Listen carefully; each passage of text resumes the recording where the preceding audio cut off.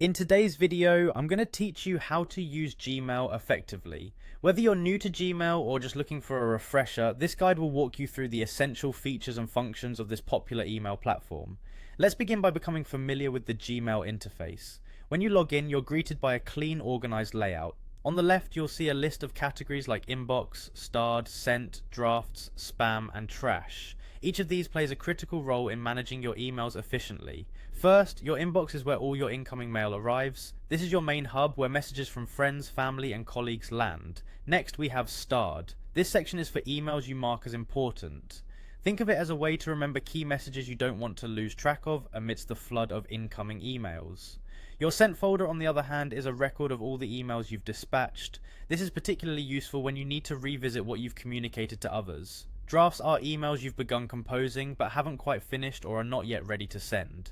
This allows you to save your progress and return to it later without having to start from scratch. The spam folder is where Gmail automatically filters out junk mail. They keep your inbox clutter-free by catching those unsolicited emails. Lastly, the trash is for recently deleted messages, providing a temporary home for things you've discarded but might need to recover within a limited time frame. Now, let's move on to composing and sending emails. To create a new email, click the Compose button located at the top left corner of your screen. This will open a new window where you can begin your message. In the To field, type in the recipient's email address. Directly below, there's the subject line, which serves as the title of your email. Make it concise yet descriptive enough to convey the purpose of your message.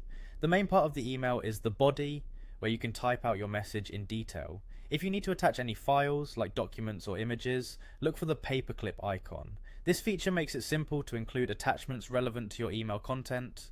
Once you've double checked everything, click Send to dispatch your email.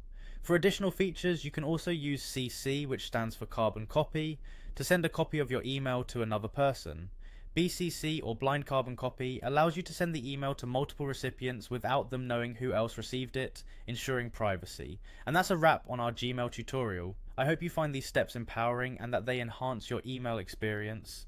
Thanks for watching, and don't forget to check out other videos for more tech tips and tutorials.